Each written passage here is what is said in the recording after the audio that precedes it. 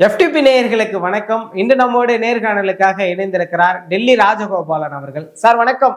நமஸ்காரம் பா. நமஸ்காரம் நமஸ்காரம். வாம்சி நேயர்களுக்கும் சதீஷ் நேயர்களுக்கும் புதிய பொங்கல் வாழ்த்துக்கள். பராசக்தி படத்திற்கு எதிராக தமிழக பாஜகவில் இருக்கக்கூடிய ஒரு சில தலைவர்களே விமர்சனங்கள் வைத்தாங்க. ஆனா பராசக்தி குழுவை அழைத்து டெல்லியில் பொங்கல் விழாவில சிறப்பிச்சிருக்கிறார் மோடி அவர்கள். மிக கோலாகலமாக டெல்லி பொங்கல் விழா நடைபெற்றது. எப்படி சார் பாக்குறீங்க?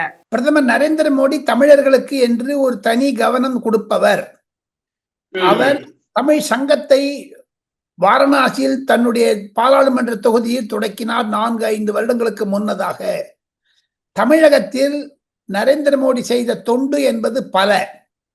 ஆனால் மிக மிக இன்னலான சமயத்தில் ஒரு ஒரு புதிய திருப்பம் தமிழக அரசியலில் வந்தது என்ன என்று கேட்டால், 2 சினிமாக்கள் அகில இந்திய கட்சிகளை உடுக்கிவிட்டது. 2 அகில இந்திய கட்சிகள் மாநில கட்சிகளை உடுக்க ஆரம்பித்தது. இதற்கு முதலாக வித்திட்டவர் ராகுல் காந்தி, அகில இந்திய தலைவர், காங்கிரஸ் கட்சி தலைவர். அவர் ஏன் ஜனநாயகனுக்கு சப்போர்ட்டிவா வரணும்? அப்ப அவர் ஆன்டி டிஎம்கேவா? அதே மாதிரி பாஜக பராசக்திக்கு வர வேண்டும். காரணம், பாஜக திமுக ஒன்றாகிறதா என்ற கேள்விகள் வர ஆரம்பித்து விட்டது டெல்லி அரசியல் வட்டாரங்களில். எது இருப்பினும் பராசக்தி படத்திற்கு நேற்று ஊட்டியில் ஒரு காங்கிரஸ் தலைவர் இந்திரா காந்தி அம்மையாரை ஹிந்தி அரக்கி என்று சொல்லி ஒரு ஆண் அவர் ஒரு வேடத்தை போட்டு அவருக்கு ஒரு பெண் வேடத்தை கொடுத்து இந்திரா காந்தி மாதிரி ஒரு சித்தரித்து செய்ததுதான் ராகுல் காந்திக்கு கோபம் வந்தது. காங்கிரசும் சரி பாஜகவும் சரி தமிழகத்தில் மாநில கட்சி ஆதிக்கத்தை எடுக்க வேண்டும் என்று ஒழிக்க வேண்டும் என்று நினைத்திருக்கிறார்கள். அந்த பின்னணியில் தான் நான் கேள்விப்பட்டது, எல் முருகன் அவர்கள் 9ஆம் தேதி இன்விடேஷன் கொடுத்துட்டாருங்க, 14ஆம் தேதி வாங்கன்னு சொல்லிட்டு. ஆக மொத்தம் இது ராகுல் காந்தி போட்ட ட்வீட்னால இல்லதான், ராகுல் காந்தி ஜனநாயகனுக்கு ஆதரவாக தெரிவித்ததனால்தான் பாஜக பராசக்தியை டெல்லிக்கு கூப்பிட்டது என்ற கருத்து வீழ்த்தி விடப்பட்டது. 9ஆம் தேதி இன்விடேஷன் கொடுத்து எல் முருகன் அப்போ கன்ஃபார்ம் பண்ணிட்டாங்க. சிவகார்த்திகேயன் அவர்கள் வேறொரு படத்தில் நடக்கும் பொழுது பாஜகவிற்கு ஆதரவாக நடித்திருக்கிறார். இந்த விஷயத்தெல்லாம் வைத்துக் கொண்டு பார்த்தால் திமுகவினுடைய முதலமைச்சர் பேரன் இன்பநிதியினுடைய குழுதான் இது ஏற்பாடு செய்திருக்கிறது பராசக்தியை. ஆக மொத்தம் ஆகாஷ் பாஸ்கரன் என்பவர் அது இயக்குனராக இருக்கிறார். அவர் அந்த போதைப்பொருள் விஷயத்தில் அவர் கைது செய்யப்பட வேண்டும் என்றெல்லாம் திமுகவிற்கு எதிராக அதிமுகவும் பாஜகவும் பிரசாரம் செய்த சூழ்நிலையில் பின்னணியில் சில அதிமுக காரர்கள் கூட மனதில் சங்கடப்படுகிறார்கள். ஏன் ஆகாஷ் பாஸ்கரனையும் சிவகார்த்திகேயனும் நரேந்திர மோடி அருகில் வைத்திருக்கிறார்கள் என்று. ஆக மொத்தம் இந்த பராசக்தி படமும் ஜனநாயகன் படமும் தமிழக அரசியலில் குழப்பி விட்டிருக்கிறது. அதையும் தவிர மாநில கட்சிகளை குழப்ப வேண்டும் என்பதற்காகவே பாஜகவும் காங்கிரசும் திட்டமிட்டு திமுகவை சதி செய்கிறதோ என்ற எண்ணம் கூட அகில இந்திய பார்வையாளர்களுக்கு இருக்கிறது. சதீஷ், பராசக்தி படத்திற்கும் சென்சார் இஷ்யூ ஆனது வந்தது சார். ஆனா அந்த படம் திரையிடப்பட்டது.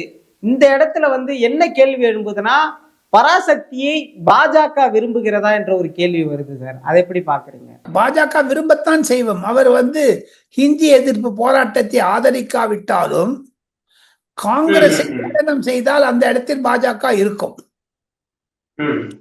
அதை தெரிந்து கொண்டுதான் 2 வருடங்களுக்கு முன்னதாகவே இன்பநிதி பதவி ஏற்பதற்கு முன்னதாகவே உதயநிதி காங்கிரஸை உசுப்பி வைக்க வேண்டும் என்று 2023-24 திட்டமிட்டு இந்த படத்தை தேர்தலுக்கு அருகே கொண்டு வந்து காங்கிரஸை கயற்றி விட வேண்டும் என்று திமுக நினைத்தது என்று தான் திருச்சி வேலுசாமி போன்றவர்கள் பேசுகிறார்கள். அதில் உண்மை எவ்வளவு இருக்கிறதோ தெரியாது. இருப்பினும் இது திமுகவுடைய படம். இது வெற்றி பெறுவதோ தோல்வி அடைவதோ இன்பநிதியினுடைய ஒரு வரவு செலவு கணக்கில் சேரும். சிவகார்த்திகேயன் என்ன, போட்டோ கொடுத்துட்டதுனால, பிரைம் மினிஸ்டரோட பக்கத்து இருந்ததுனால, அந்த அவர் பாட்டு பாடினதுனால, திருவாசகம் பாடினதுனால, அந்த பிரகாஷுடைய கச்சேரி இருந்ததுனால, அதன் மூலமாக நரேந்திர மோடி ஒரு மாபெரும் செயலை செய்தார் என்ன என்று கேட்டால், திமுகவையும் காங்கிரஸையும் வெட்டி விட்டார். அதுதான் பெரிய ஸ்டோரி. ஜனநாயகன் படத்திற்கு ஆதரவாக தமிழ்நாடு முதலமைச்சர் போட்ட ட்வீட் வந்து ரொம்ப பேசு பொருளானது. அதற்கு பின்னணியில என்ன சார் இருக்கு பாக்குறீங்க? திமுக பேரனுடைய படங்க, சீஃப் மினிஸ்டர் போடாத யாருங்க போடுவாங்க?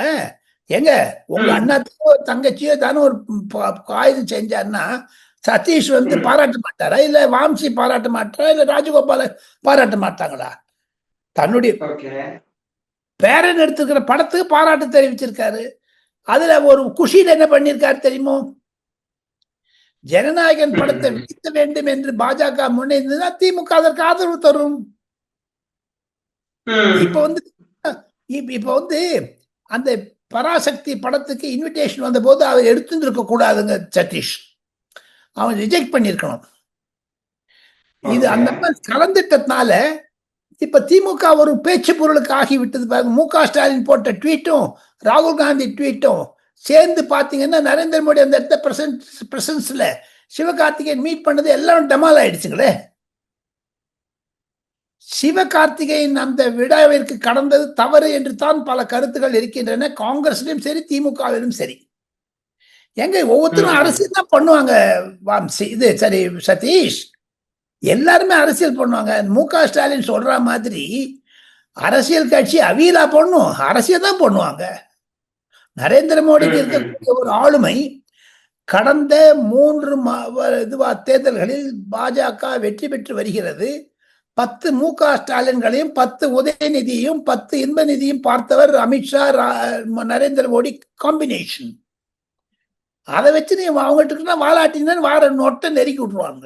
இந்த ஜனநாயகன் படமும் பராசக்தி படமும் குறிப்பா 2026 தமிழ்நாடு கட்சிகளுக்கு மிகப்பெரிய அளவுல உதவுன்னு பார்த்தோம். ஆனா இந்த படம் வெளியாகல, ஜனநாயகன் வெளியாகல, பராசக்தி வெளியாகி இருக்கு. இந்த படங்கள் வந்து தேசிய கட்சிகள் அரசியல்ல உட்புகுந்த காரணம் என்ன சார்? தமிழ்நாட்டில் சினிமா மூலமாக தான் அரசியல் நடக்கிறது என்பதை நரேந்திர மோடியும் ராகுல் காந்தியும் புரிந்து கொண்டிருக்கிறார்கள். அது எம்ஜிஆர் ஆகட்டும், ஜெயலலிதாவாக இருக்கட்டும், என் டி ராமராவ் ஆகட்டும், கமல்ஹாசன் ஆகட்டும், ரஜினிகாந்த் ஆகட்டும், சிவாஜி கணேசனாக இருக்கட்டும், அஜித்தாக இருக்கட்டும், யார் ஒன்னா இருக்கட்டும். இப்ப லேட்டஸ்ட் விஜய் சினிமா வழியா பூந்து ஆட்சியை பிடிக்க வேண்டும் என்று 2 தேசிய கட்சிகளும் நினைக்கின்றன. அதுதான் என்னுடைய கருத்து. தமிழக எம்பி மாணிக்கம் தாக்கூர் அவர்கள் வந்து ஒரு ட்வீட் போட்டிருந்தாரு. பாஜகவின் சங்கி குழு கொண்டாடக்கூடிய பொங்கலில் பராசக்தி குழுவினர் கலந்து கொண்டிருக்கிறார்கள், ஆனால் ஜனநாயகம் மட்டும் பிளாக்டு அப்படின்னு போட்டிருக்காரு. மாணிக் தாக்கூரை பார்த்த சிரிப்பு தான் வருதுங்க. அவர் என்னங்க போடுறது? அவர் வந்து ராகுல் காந்திக்கு மிக நெருப்பவா இருப்பவர். அகில இந்திய காங்கிரஸ் கமிட்டியினுடைய நாடாளுமன்றத்தில் கொரோனாவாக இருக்கக்கூடியவர், சீஃப் விப்பா இருக்கிறவர். அவர் வந்து ராகுல் காந்தி பேசத்தான் பேசுறாரு. டோட்டலா அவர் வந்து ஆன்டி டிஎம்கே. அவர் ஜோதிமணி, அந்த சுதா, அப்புறமா வந்து உங்களுக்கு விஷ்ணு பிரசாத், எல்லாருமே கொஞ்சம் இந்த சக்திகாந்த், செந்தில், எல்லாருமே அவங்கெல்லாம் எம்பி. அவனுக்கெல்லாம் 3 வருஷம் தேர்தல் வரத்துக்கு. ஆனா அவங்க மாற்றி எம்எல்ஏக்களை மாற்றி விட்டுறாங்க. அகில இந்திய அளவில் ஒரு மாணிக் தாக்கூருடைய ட்வீட் எதை நிரூபிக்கிறது என்றால், ராகுல் காந்தியுடைய எண்ணத்தை பிரதிபலிக்கிறது சதீஷ். இரண்டாவதாக, காங்கிரஸ் கட்சியில் இருக்கக்கூடிய எதிர்ப்பு, திமுக எதிர்ப்பை காண்பிக்கிறது. செந்தில் பாலாஜி விஷயமாக இருக்கட்டும், பராசக்தியாக இருக்கட்டும், ஜனநாயகனாக இருக்கட்டும், சென்சார் போர்டு மீது தாக்கம் கொடுக்கக்கூடிய ஸ்டாலின், ராகுல் காந்தி, மாணிக் தாக்கூர் மூவரும் உள்பட பராசக்திக்கு எப்படிங்க 2க்கும் தடை பண்ணாங்க சார். சென்சார் போர்டு ஹைகோர்ட்டுக்கு போனாங்க சார். எல்லாரும் பராசக்தியில சில கட் பண்ணிட்டாங்க சார். பராசக்திக்கு ஒரு கல்ல வெண்ணெய், ஜனநாயகன் வந்து சுண்ணாம்பா. ஏன் ஸ்டாலின் வந்து டிஃபரன்ஷியேட் பண்ணார்? அத்த வேற்றுமை ஒற்றுமையை பார்த்தார். ஆக மொத்தம் தன்வினை தன்னை சுடும், வீட்டப்பம் ஓட்டை சுடும் என்று சொல்லுவது மாதிரி தன் வினியை திமுகவை சுட்டுடுச்சு. இப்ப திமுகவை பார்த்து திமுக காரங்க சந்தோஷப்படுறாங்க. திமுக ஒரு இக்கட்டான நிலைமையில மாத்தி நினைச்சு பாருங்க. காங்கிரஸின் டிஎம்கே உறவை விரிச்சாலே புரிஞ்சுதுங்க சதீஷ். தமிழ்நாடு அவுட்டுங்க, கூட்டணி ஆட்சி தாங்க.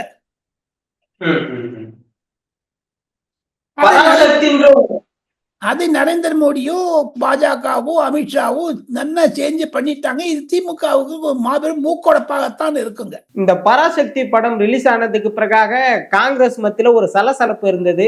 ஒரு சிலர் வந்து எதிர்ப்பா ட்வீட் போட்டாங்க. ஆனா இது மட்டுமே திமுக கூட்டணிய உடைக்கிறதுக்கு ஒரு சாதகமான இதா இருக்குமா சார்? அது போகுதான் பார்க்கணும் சதீஷ். இப்ப வந்து சிவகார்த்திகேயனுடைய படத்துல வசூலா இருக்கதா இல்லையாங்கிறதெல்லாம் பார்க்க வேண்டாம். ஜனநாயகன் படத்துக்கு 49 கோடி ரூபாய் வசூலாயிரத்துக்கு டிக்கெட் புக்கிங். ஆனா பராசக்திக்கு 2 கோடி தான் ஆயிருக்குங்க.